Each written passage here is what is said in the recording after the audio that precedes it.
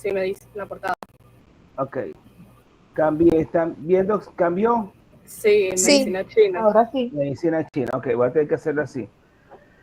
Bueno, vamos a comenzar con la medicina china. O sea, nos quedaron 3 pueblos antiguos por ver de la medicina. Vamos a hablar primero que nada de la medicina china antigua, no la actual.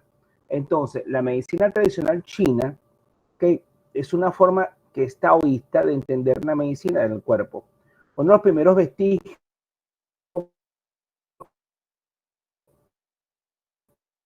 de esta medicina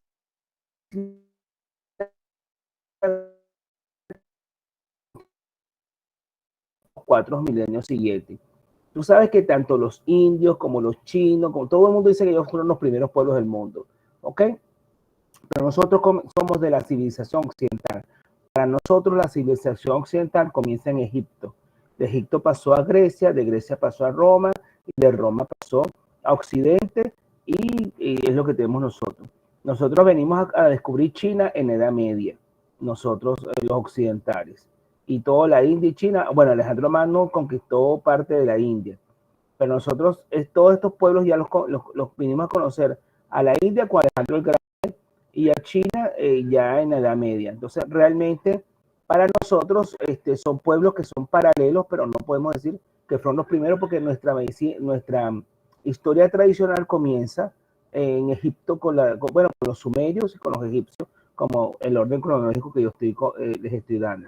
Entonces, ellos tienen una filosofía muy interesante porque ellos, el taoísmo es una religión, es una filosofía, es una manera de ver la vida, ¿ok? Donde hablan de remedios vegetales, minerales, de venenos, dietas, así como técnica respiratoria y el ejercicio físico. Entonces ellos practicaban algo parecido al yoga, a los ejercicios, hacer la ceremonia del té. Para ellos era muy importante el té. Ellos tenían té de diferentes plantas que curaban. Entonces, está hablando de una medicina empírica, básicamente, una filosofía bien interesante. Y se inventaron lo que se llama la acupuntura.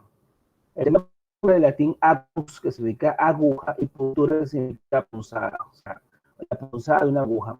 Acuñado por los jesuitas en el siglo XV.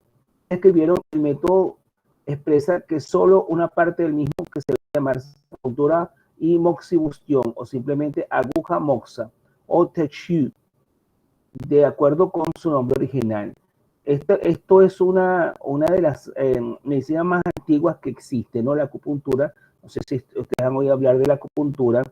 Esto habla de que existen en el cuerpo ciertos meridianos, como lo llaman ellos, y unos puntos especiales en la piel, donde si se estimulan van a producir diferentes tipos de reacción. Entonces, los puntos que se estimulan son los puntos chinos, situados en lugares precisos y determinados. Cuando observan la lámina de la acupuntura, vemos que los puntos están unidos entre sí mediante lo que se llaman meridianos.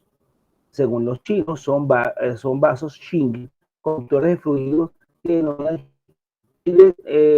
nosotros producimos energía. Los puntos son, pues, como nudos situados a lo largo de los conductos donde circula energía. Para los chinos, la energía circula por todo el cuerpo. ¿Ok? ¿Están viendo el ratón que lo estoy moviendo? ¿Ok? ¿Aló? Sí, sí se ve. Sí, sí se ve. Sí, se Esta, ve. esta energía circula por todo el cuerpo y hace una armonía y un equilibrio. Cuando hay esa armonía en el cuerpo, entonces hay unos nudos de esa armonía y tienes que estimularlo con el chit. Que una pregunta que le voy a hacer a ustedes. ¿Quién de ustedes, cuando se está colocando un hisopo, que no deben hacerlo, pero hasta yo lo hago, en el oído y se están limpiando los oídos a veces muy fuertemente, le dan ganas de toser? ¿Algunos de ustedes cuando se limpia el oído fuertemente no le dan ganas de toser? Bueno, o solamente a mí, como que por lo visto, ¿no? Okay. Bueno, resulta ser que en el oído existe un punto que es de la tos, que si se estimula ese punto, se coloca una aguja allí dentro del oído que se llama la auriculopuntura, quitas la tos. Esos son esos meridianos chinos de que hablan esta medicina interesante. Esta energía es responsable de la vida y de la salud del organismo, según la historia de la acupuntura, no es un fluido homogéneo, eso va variando y está compuesto en realidad por dos fuerzas y tendencias que son iguales y opuestas al mismo tiempo, que se llama el yin y el yang, o bien sangre y energía. El yin y el yang están mezcladas en exactas proporciones, pero varía según el meridiano o según la región del cuerpo. ¿Han oído hablar ustedes del yin y el yang? Como que no. Sí, Okay. el equilibrio perfecto y Okay. eso. Ese es un equilibrio que es el yin. Fíjense que estas son dos cosas. Este es el símbolo universal de acupuntura. ¿Ok? Son dos energías exactamente iguales y opuestas. Y aquí le ponen una aguja en el medio. El yin y el yang son las dos opuestos que tenemos en el cuerpo, donde hay una energía positiva y una energía negativa que son constituye un equilibrio. Cuando una de las dos energías más que la otra, hay un desequilibrio corporal y por eso se usa la aguja para poder estabilizar esta energía. Entonces, y se dice que, por ejemplo, también se complementan según la tradición y la filosofía china, el hombre es yin y la mujer es yang. O sea, el hombre es positivo, la mujer es negativa. No significa que sea mala o buena, simplemente que son dos energías que se complementan. De hecho, cuando se utiliza la aguja en una mujer, se rota hacia la izquierda, y cuando se utiliza en un hombre, se rota hacia la derecha. O sea, una vez que pinchas el punto, se le da vuelta hacia la derecha si es hombre y se le da vuelta hacia la izquierda si es mujer. ¿Ok? Porque la mujer es yang y el hombre es yin. Es lo positivo y lo negativo según la filosofía china. Si esta proporción se altera, ocurre la enfermedad. La mezcla proporcionada exacta configura el equilibrio. La mezcla desproporcionada es el desequilibrio. La salud es el equilibrio energético, la enfermedad es el desequilibrio. O sea, quiere decir que cuando nosotros nos enfermamos, según la medicina tradicional china, estamos hablando de la medicina arcaica. Recuerden que la acupuntura es muy antigua, de quizás 5.000 años, quizás más. Según la medicina arcaica china, que mucha gente, hoy en día hay acupunturistas, de hecho hay médicos graduados de universidades tradicionales, como la central, que usan acupuntura. Yo conozco médicos que tratan el dolor con acupuntura, o sea que tiene algo de científico, pero la original acupuntura la aplican a los tenderos, a los médicos, los tenderos chinos. ¿Ok? Entonces, fíjense bien, para la medicina china, entonces ese desequilibrio entre la salud y la enfermedad era un desequilibrio energético. Cuando las energías no estaban equilibradas, había la enfermedad y por eso utilizaban estos puntos específicos en ciertas partes del cuerpo para poder equilibrar la energía y curar a las personas. Estos son diferentes mapas de meridianos de los diferentes puntos en el estómago, en las piernas. O sea, cada punto significa una región del cuerpo para poder diagnosticar y poder tratar a una persona. Entonces, como en el oído está lo que se llama la auriculopuntura, donde en el oído de una persona podían colocar diferentes tipos de punciones para poder mejorar alguna enfermedad del cuerpo. Entonces, los médicos más destacados de China fueron Xu Yuji. De sus observaciones se desprende que sabía diagnosticar y tratar enfermedades tales como la cirrosis, las hernias y las hemoptisis. ¿Saben lo que es la hemoptisis? ¿Saben lo que es la hemoptisis, sí o no? Hemoptisis es esputo con sangre. Cuando una persona tose y el esputo tiene sangre, es hemoptisis. Y eso es típico de las neumonías y de la tuberculosis. ¿Okay? Chan, de vez en cuando díganme que sí para saber que no estoy hablando solo, ¿oyeron? ¿Okay? Ok, gracias. Sí, porque es que como hablo y no tengo retorno, siento a veces que estoy hablando solo. Ok, luego tenemos a Shang Xun Jingling, que fue probablemente el primero en diferenciar la sintomatología de la terapéutica. Después tenemos a Juan Fumi, autor de She Yu Shi Jin, un clásico sobre acupuntura. O sea, él escribió un libro sobre acupuntura Y luego tengo a Wang Shu-he, autor de Mianjin, un clásico sobre la toma de pulso. Evidentemente, yo no les voy a preguntar los nombres de estos médicos chinos porque ni yo mismo me los he aprendido de memoria. Les voy a preguntar cosas grandotas de acupuntura o algo para que tengan ideas. Pero no, yo no pregunto, en este caso no pregunto nombres porque son nombres realmente que no me parece que valga la pena sabérselo de memoria, pero sí saber que los chinos estuvieron adelantados en muchas cosas sobre lo que es el pulso, el sudor y las medidas terapéuticas. Luego tenemos Wao Tu, un gran cirujano multidisciplinario a quien se le atribuye las técnicas de narcosis o Ma Zhou Fa y de la abertura de abdominales Kai Fu Shu, así como la de sutura. También se centró en la obstetricia, en la hidroterapia y en el ejercicio y la gimnasia. Fíjense que muchos de ellos buscaban la vida saludable, aparte de la acupuntura, el ejercicio, la gimnasia, la dieta. Para ellos era muy importante la dieta y esos test energéticos y té relajantes para tratar de armonizar el cuerpo. Fíjense bien que hoy en día incluso te dicen, tómate este tecito para que te relaje. Incluso venden té en los mercados que supuestamente son para relajación. Y esta última lámina de la medicina china, tenemos a un obstetra observando una paciente. Fíjense bien, este señor aquí es un médico chino. Esta es una paciente que se está haciendo un lavado vaginal y él la está observando. Aquí lo interesante es que el obstetra no podía tocar ni ver directamente a la mujer. Fíjense bien que él está en una ventana fuera de la habitación, más si la mujer era casada, fuera de la habitación viendo cómo ella se hace el lavado. Y aquí la mujer, fíjense que el pintor, el que hizo este retrato, sonroja a la mujer y sonroja al cirujano, al obstetra. Hace que el obstetra tiene el cachete rosado, igual que la mujer tiene el cachete rosado porque existe lo que se llama el pudor de estar viendo a esta muchacha desnuda haciéndose los lavados vaginales, porque eso era típico de esa época china. Y aquí probablemente enfrente estaba el esposo que tenía que estar presente cuando el médico examinaba a su esposa. Y por supuesto, la medicina era netamente masculina. No había médicas, solamente había médicos. Ok, en la India, vamos a hablar entonces de la India. Y la India comienza, la medicina india, ok, de la India. Pero que la India es la región y la religión es la religión hindú. Este se llama el Señor Krishna. El Señor Krishna es la suprema personalidad de Dios. Resulta ser de que en el mundo había muchos demonios que atormentaban a la tierra, atormentan a los seres humanos. Y entonces llegó el señor Brahma, ¿ok? No podía con tantos demonios. El señor Brahma era el que cuidaba la tierra. Entonces el señor Brahma no podía con tantos demonios porque los demonios estaban atormentando a los seres humanos.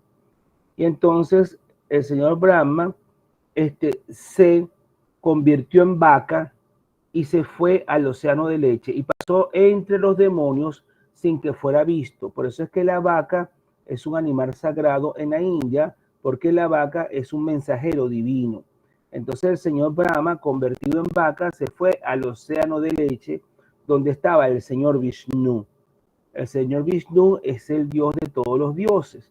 Entonces el señor Brahma le lloró al señor Vishnu pidiéndole que por favor lo ayudara, le mandara a alguien para liberar a los demonios que estaban atormentando la tierra.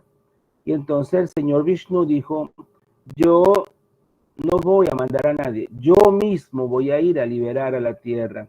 El señor Vishnu se convirtió acá en la tierra en el señor Krishna. Se convirtió en el vientre de madre Yasoda en el señor Krishna. El señor Krishna tiene la masa, la caracola, el disco y la flor de loto. Tiene 4 brazos, como se habrán dado cuenta.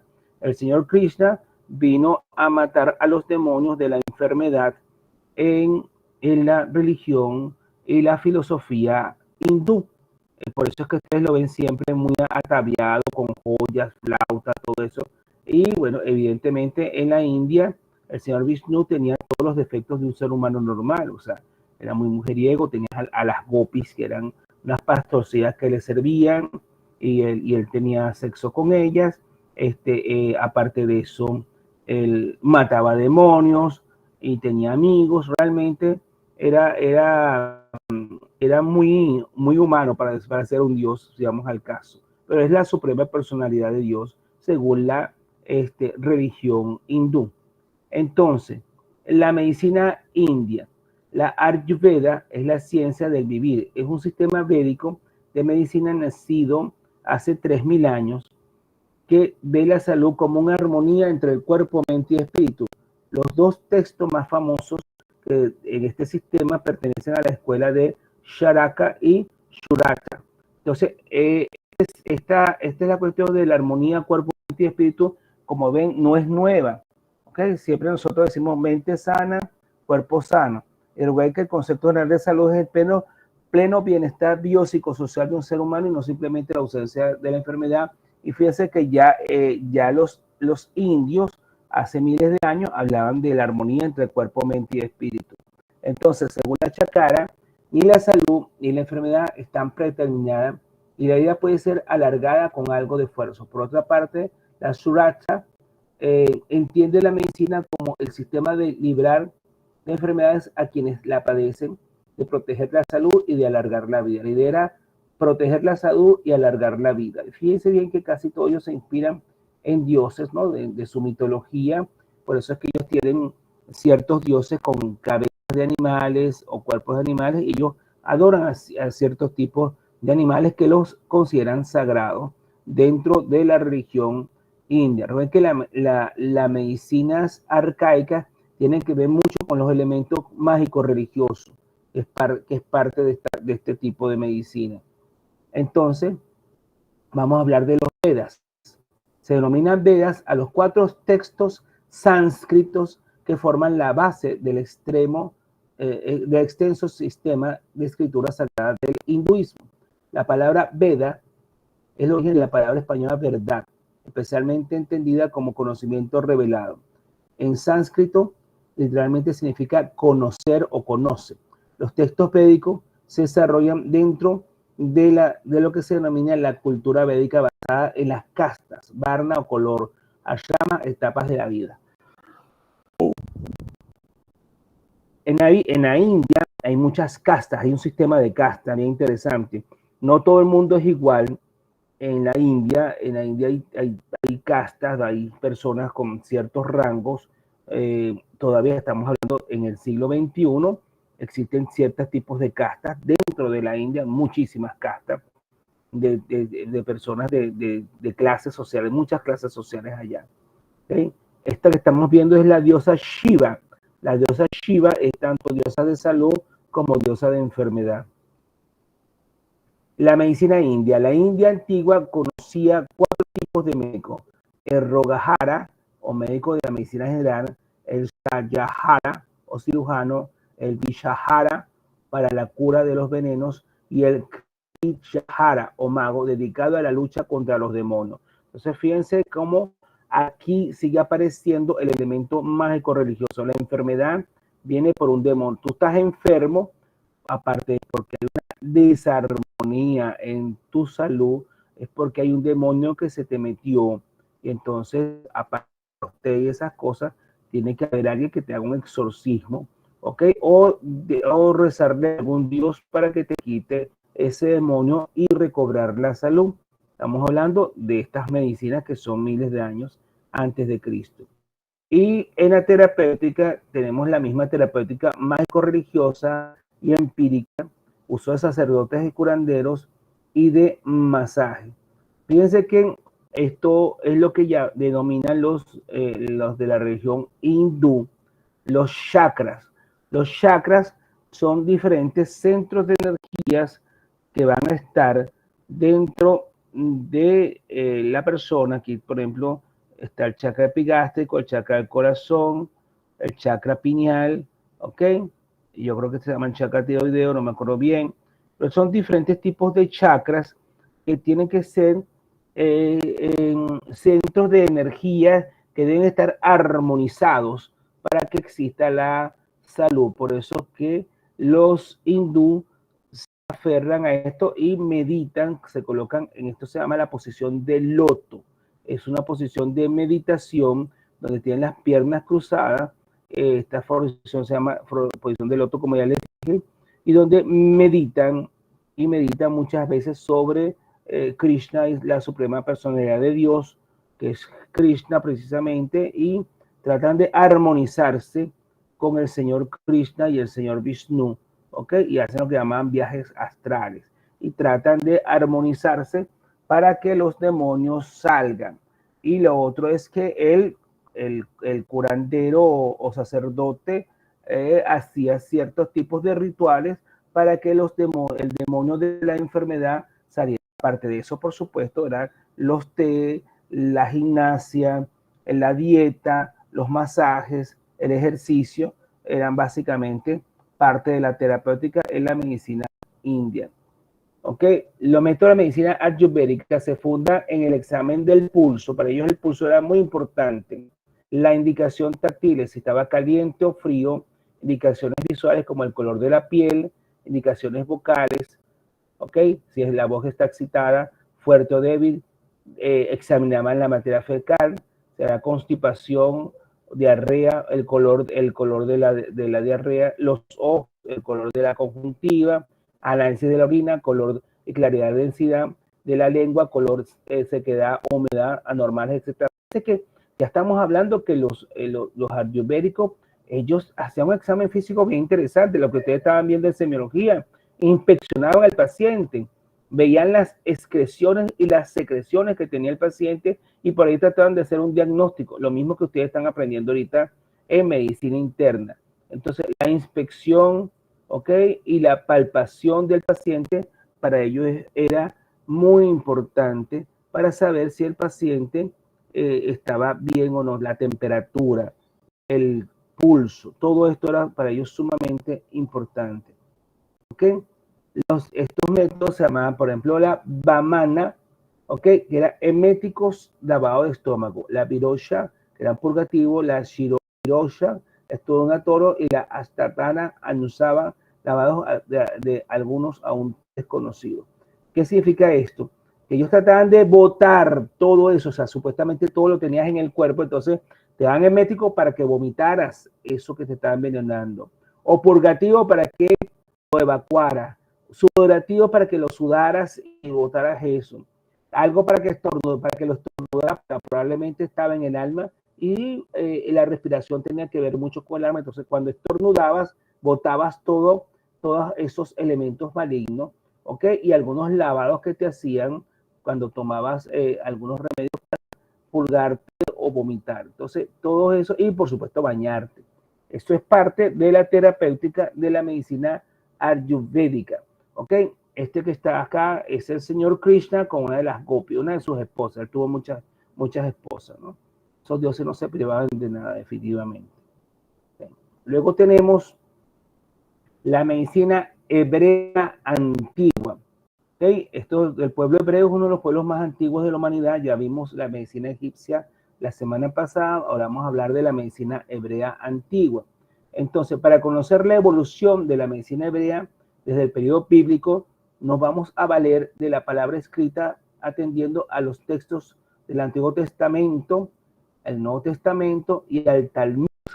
El Talmud habla de la tradición escrita, está en la Torá y está el Talmud, la tradición oral, la tradición escrita.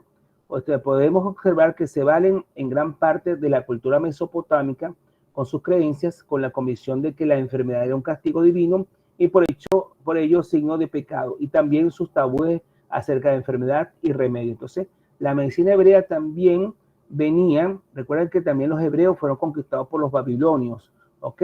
Y Babilonia es Mesopotamia, Mesopotamia es mucho antes que los hebreos.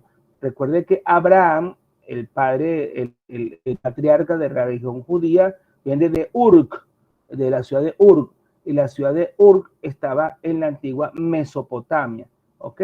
Entonces, evidentemente, cuando Abraham nace, ya existía la medicina mesopotámica, ¿ok? Y anteriormente era la medicina sumeria.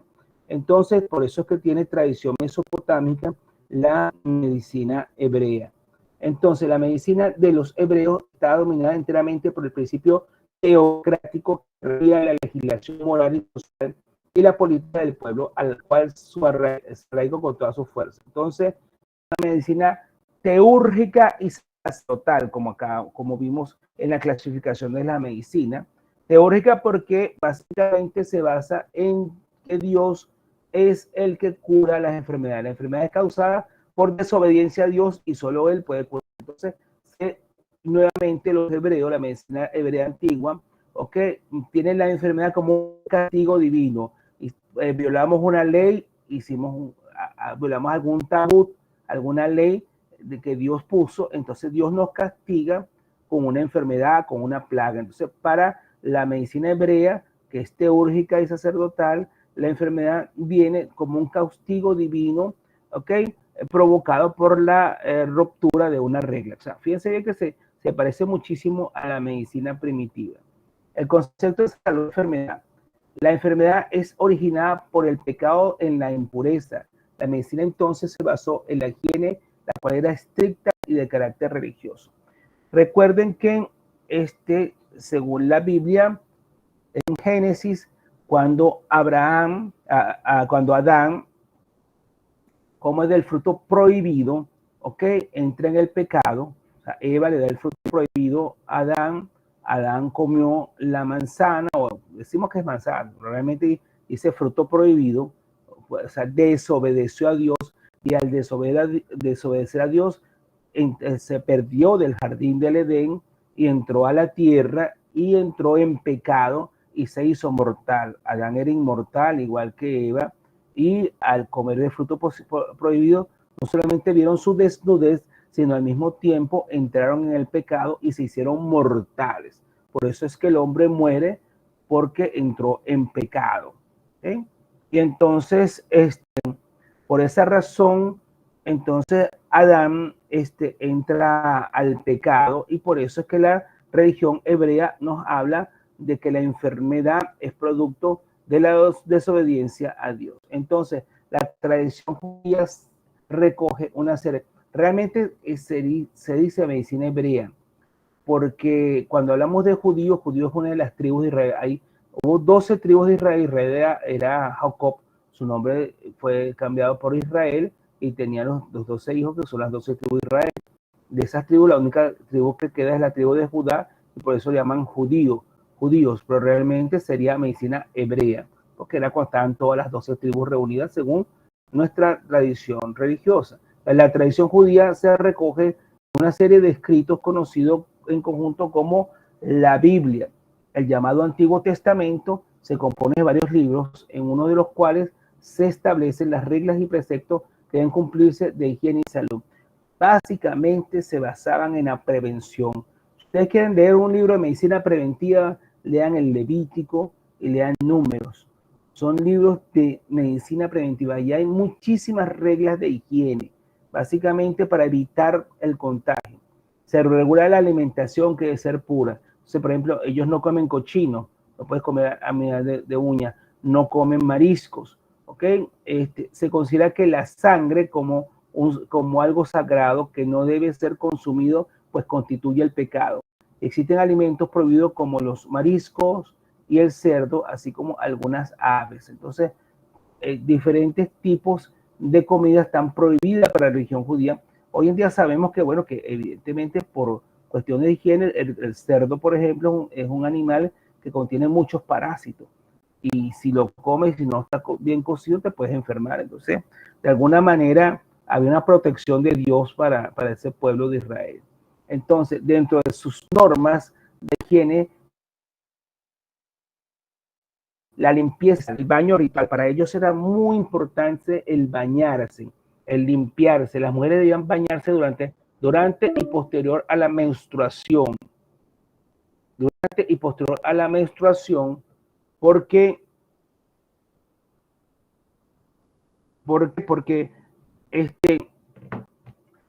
la menstruación para ellos era signo de impureza. De hecho, todavía muchísimas religiones creen que cuando una mujer menstrua está impura.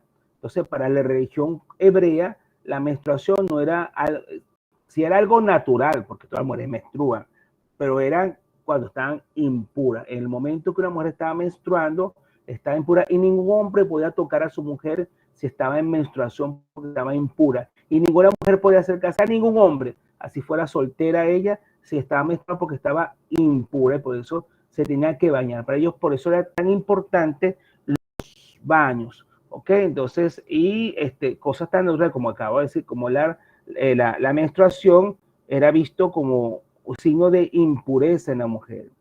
Y se realizaba circuncisión en un aspecto religioso. A los 8 días se circuncidaba al bebé, todavía se sigue haciendo, y básicamente es un acto religioso, pues es la entrada porque Dios, ese fue el acuerdo de Dios con Abraham como símbolo, la circuncisión, ¿ok? Y no solamente lo hace los pueblos judíos, lo hacen casi todos los pueblos arios, los árabes lo hacen, en África también lo hacen, incluso aquí en América hacían la circuncisión. La circuncisión es un ritual que es muy antiguo, ¿no? Y la circuncisión se pierden en el tiempo, pero es algo también higiénico, porque los niños circuncidados tienen menos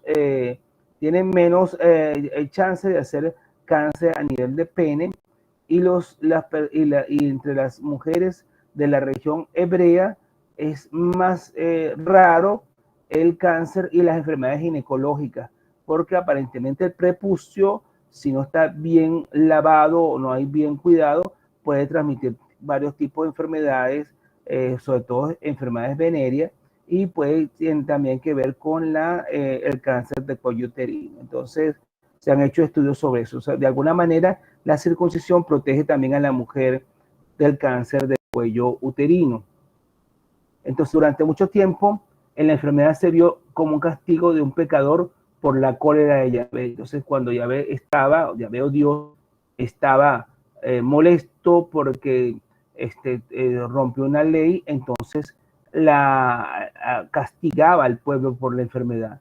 La impureza del enfermo era primeramente religiosa y moral. Entonces, si una persona estaba enferma es porque cometió un pecado contra Dios. Entonces, no se considera la enfermedad como algo natural, se considera la enfermedad como un castigo, como un pecado. De hecho, si ustedes ven en la Biblia, en el Nuevo Testamento, eso lo vamos a ver cuando damos medicina del cristianismo primitivo, que le preguntaron una vez a Jesús cuando vieron a un muchacho ciego, que quién habrá pecado, si la madre o el padre, para que el niño naciera ciego, porque pensaban que las enfermedades eran castigos o debido a los padres que habían pecado, o debido a la misma persona que había pecado. Entonces, en el texto de Deuteronomio, que es uno de los 5 libros del Pentateuco, dice lo siguiente: si no escuchas la voz del Señor tu Dios, poniendo por obra todos los preceptos y mandatos que yo te mando, que el Señor la peste hasta acabar contigo, que el Señor te hiera de tisis es tuberculosis, calenturas, que son fiebres, y delirios por la fiebre, que el Señor te hiera de viruela, de tiña y sarna, que el Señor te hiera de locura, ceguera y demencia. Fíjense bien, tremenda maldición. Eso está en Deuteronomio capítulo 28, versículo del 21 al 28, lo pueden buscar en la Biblia, en el Antiguo Testamento, en el libro de Deuteronomio, que son del libro del Pentateuco, de los 5 primeros libros que escribió, Moisés. Entonces, repito, fíjense bien cómo aquí hablamos del origen de la enfermedad hebreo. Esto es una maldición, básicamente. Si no escuchas la voz del Señor tu Dios, poniendo por obra todos los preceptos y mandatos que yo te mando, que el Señor te envíe sobre ti la peste hasta acabar contigo, que el Señor te hiera de tisis, calenturas y delirios, que el Señor te hiera de viruela, tiña y sarna, que el Señor te hiera de locura, ceguera y demencia. Caramba, no van a pensar que toda enfermedad es castigo divino, si ya lo decía en la Biblia. Entonces, para ellos la enfermedad era un castigo divino. Entonces, siempre con esta interpretación religiosa y moral de la suciedad, de la impureza como fondo en la Biblia, en Deuteronomio, Levítico y Números, que son los libros básicamente que nos hablan de esto. Son muy abundantes los preceptos higiénicos, desinfección de vestidos, de objetos domésticos, aislamiento de enfermos contagiosos, cuarentena, sometimiento a objetos metálicos de acción al fuego, etcétera. Entonces, ¿qué hacían ellos? Cuando había un leproso, se apartaba el leproso no podía estar en la comunidad, era apartado de la comunidad porque evidentemente la lepra es contagiosa. Ustedes cuando vean microbiología van a ver la Neisseria leprae, que es el que contagia de la lepra, que actúa a nivel de los nervios. Ahora bien, qué interesante es esto, porque son leyes que son básicamente higiénicas y de medicina preventiva. Nadie podía ponerse la ropa de un leproso o de un pestoso porque se quemaba. Fíjense, se tenía que quemar. Fíjense que la peste bubónica se transmite a través de las pulgas. Entonces, la ropa de una persona que moría de peste debía quemarse. Ellos no sabían, todo eso se vino a descubrir mucho tiempo después, que la pulga era la transmisora de la peste bubónica, la Yersinia pestis. Eso se describió en el siglo XIX por el doctor Yersin. Se llama la Yersinia pestis, ¿ok? Pero los judíos no lo sabían hace 5.000 años, pero ellos sabían que tenían que quemar la ropa porque si se ponen la ropa se van a morir también de peste. Entonces, quemaban al individuo con peste bubónica y quemaban la ropa. Igual la persona con lepra, quemaban al individuo y quemaban la ropa y aislaban a todo esto. Esto es parte de lo que llamamos la higiene a nivel de estos libros. Son, como el Levítico, es un libro de casi que un tratado de salud pública, pues porque nos habla de cómo debe ser la higiene en la ciudad, de cómo se debe lavar las personas, cómo deben estar los entierros fuera de la ciudad, cómo deben limpiarse, toda la parte ritual, que a pesar que es religiosa, es una cosa bien interesante porque nos habla de cómo debe ser la salud pública en estas personas. Luego tenemos acá este episodio, vamos a hablar acá, solo Dios es para el hombre de Israel el verdadero sanador. O sea, solamente Dios cura, solo de su poder y de su voluntad depende el restablecimiento de la salud. O sea, solo Dios puede curar. El médico israelita se considera a sí mismo y socialmente considerado como una suerte de ayudante de Dios. O sea, Dios cura y el médico lo que hace es ayudar a Dios a curar, según la religión israelita y según la medicina hebrea antigua. Esto que están viendo, que se llama la serpiente de Moisés, es que una vez hubo una epidemia de serpientes que empezaron a picar a los judíos, o sea, a los hebreos, y entonces y estaban muriendo, ¿no? Picados de serpiente. Y Moisés habló con Dios y Dios le dijo, haz un poste y en el poste coloca una serpiente de bronce. Todo aquel que la vea quedará curado de las picaduras. Entonces hizo el poste, colocó la serpiente de bronce y todo el que vio la serpiente quedó curada de la picadura de la serpiente y se acabó la epidemia de las serpientes que picaban los hombres. Entonces, fíjense bien cómo en la Biblia aparece incluso la terapéutica religiosa de la medicina hebrea antigua. Entonces, el sacerdote como guardián de la salud. Vamos a hablar de Levítico capítulo 13, versículos del 1 al 3. Dice así: habló Jehová a Moisés y a Aarón diciendo, cuando el hombre tuviera en la piel de su cuerpo hinchazón o erupción o mancha blanca y hubiera en la piel de su cuerpo como llaga de lepra, será traído a Aarón. Aarón era el sacerdote, a uno de sus hijos, los sacerdotes, y el sacerdote mirará la llaga en la piel del cuerpo. Si el pelo en la llaga se ha vuelto blanco y pareciere la llaga más profunda que la piel de la carne, la llaga es. Y el sacerdote le reconocerá y declarará impuro, un paciente leproso impuro. Fíjense que aquí la Biblia nos está dando el diagnóstico de la lepra. Es interesante acá, que esto parece un libro de medicina interna, seamos al caso. ¿Por qué? Porque aquí en este texto de Levítico 13:13 está diciendo, mirará la llaga y la piel del cuerpo. Si el pelo de la llaga se ha vuelto blanco, ¿Por qué el pelo de la llaga se vuelve blanco? Porque ya no tienen, no están nutriéndose y la raíz del pelo se cae. Y el fondo se vuelve blanco también, el fondo de la llaga se vuelve blanco porque no hay vascularidad. Recuerden que en la lepra lo que hay es que hay pérdida de la sensibilidad porque los vasos sanguíneos, todo lo que es la parte de la mielina se acaba, los nervios, la paciente no siente nada y comienza, como no siente absolutamente nada, se comienza las llagas a tener llagas porque se infectan y la piel se vuelve como muerta, ¿ok? Y la llaga es profunda como ensacabocado, ¿ok? Una llaga muy profunda y el paciente no le duele.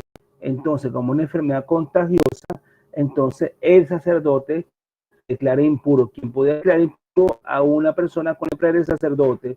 Y al declararlo impuro, tenía que aislarlo y tenía que irse a un lugar donde estaban los leprosos a morirse de lepra. Bueno, hasta que llegó Jesucristo y los liberó a todos y sanó a todos los leprosos.